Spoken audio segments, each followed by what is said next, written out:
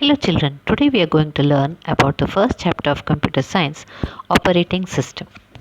Here we are going to learn about evolution of operating system, need for operating system, functions of operating system, components of operating system, some popular operating systems now, and introduction to Windows 7 operating system.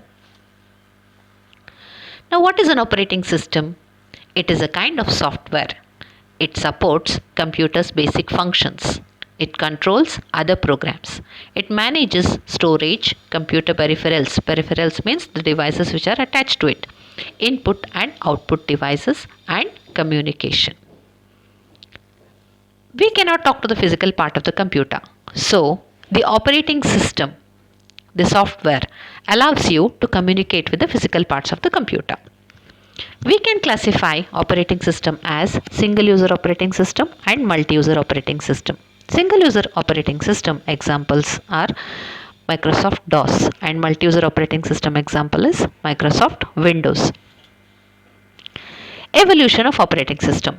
As I said we cannot talk to the physical parts of the computers. To communicate with them, the introduction of operating system was done. The first operating system was introduced in 1950 by General Motors Research Laboratories, which used simple and multi-programmed batch systems, which was implemented on IBM 701 computer. Nextly, time-sharing operating system was introduced in 1960, which was implemented on the computer called as mainframes. Nextly, in 1970, personal or desktop computers which we use now, which was the turning point of the evolution of operating systems. Examples are Apple and Macintosh and Windows also. Networked or distributed operating system in 1980s and web-based operating systems in 1990.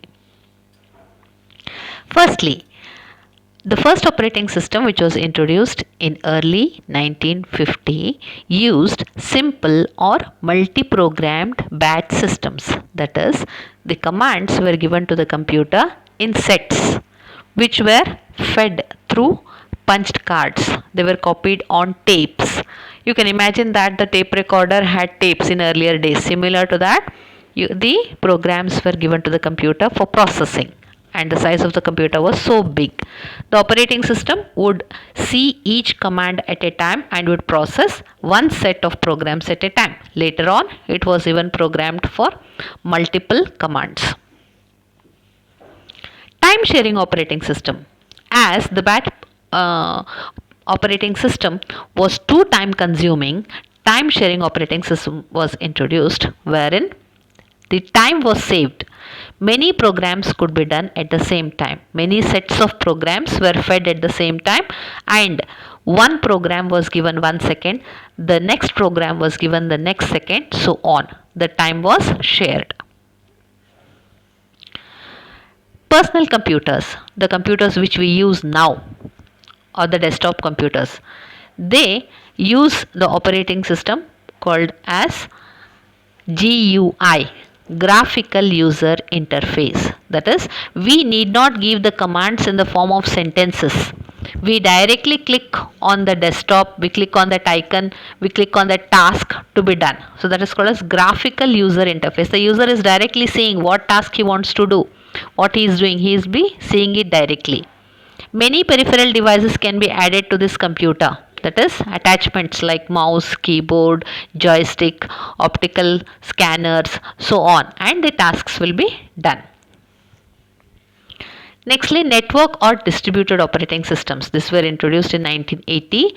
Here, the inputs were not only given by one computer, but it could take the inputs from different providers, provider A, B, from the cloud means internet, from your vehicles also. You can keep track of vehicles, what is going on in the factories.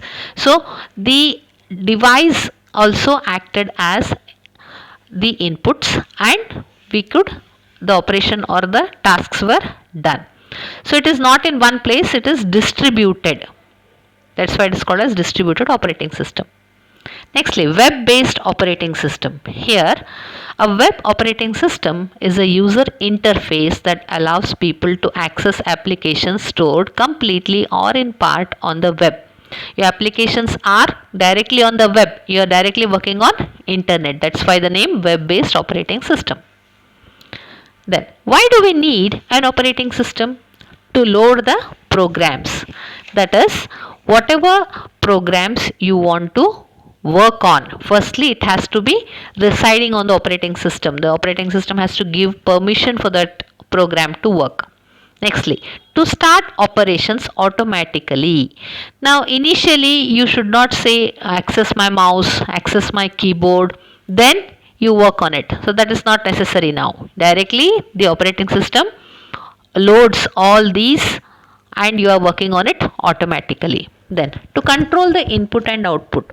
So, what kind of input the user is giving and the output it has to give, that is controlled by the operating system. To control the execution of the programs. So, what program you are loading, which program it has to execute, that is controlled by the operating system. Then, to manage main memory. Main memory here means RAM. So, what program has to be loaded in which part of RAM? What has to be removed? That is decided by the operating system. Then, to provide security to the programs. So, program it has to be protected. If it is given a password, it will not allow you the access. Nextly, to interact with the user. So, as I told you, you are giving some commands, it has to take it. Then it will give it to that particular application. Then your task is done. Then to manage hardware and software. So, if you plug in a new hardware, that is you plugged a pen drive, immediately the computer will say you have plugged an external device. So, that is done by the operating system. Any software you are trying to load, that also is done on the operating system. Functions of operating system. Now, operating system boots the program. That is, what is booting now? Booting means the process of loading the pre-programs before you start working on the computer. You can see that when you are on the computer, on the black screen, many texts are running. Many programs are loaded automatically. That process is called booting. Nextly, to perform various tasks of different programs. So, you are working on different programs at the same time. So, that is controlled by the operating system, which sees that what program requires what resource and it does it accordingly. Nextly, it acts as resource manager. So, if you ask for a file, it is going to search and fetch it for you. So, it knows that the file is residing there.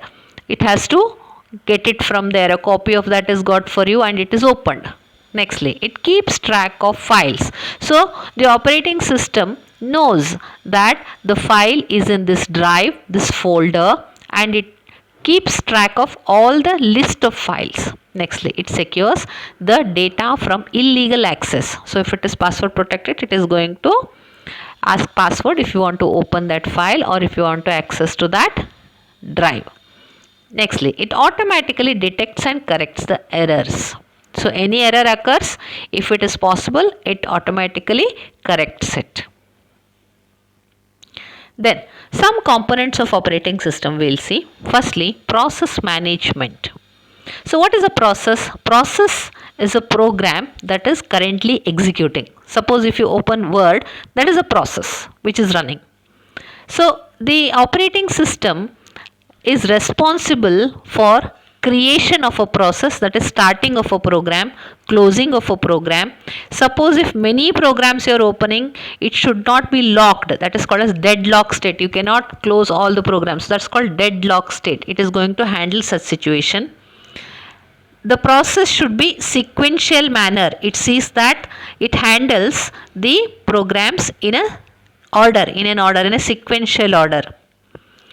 The operating system handles this with the help of CPU and input-output devices. Nextly, memory management. Operating system keeps records of parts of the memory.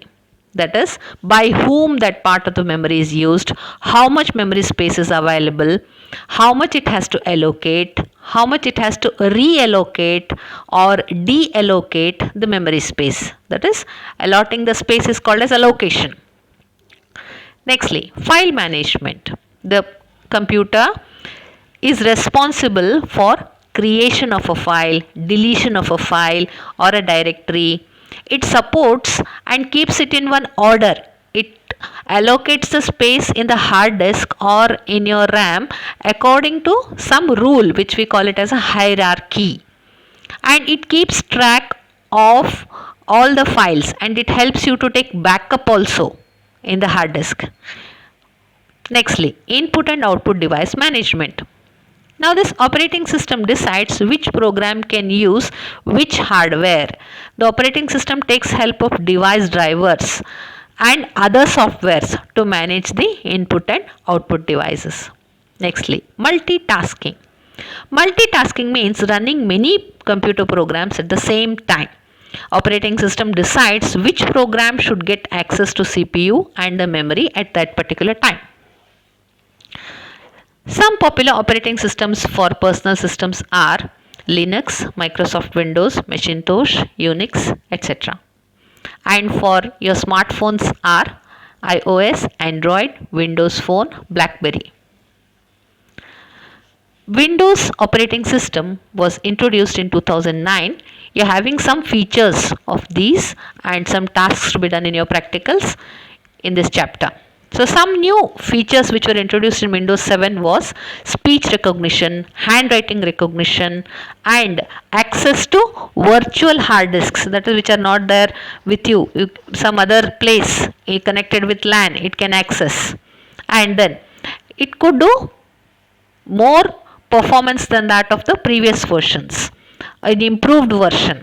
Then a secured version of operating system was in Windows 7.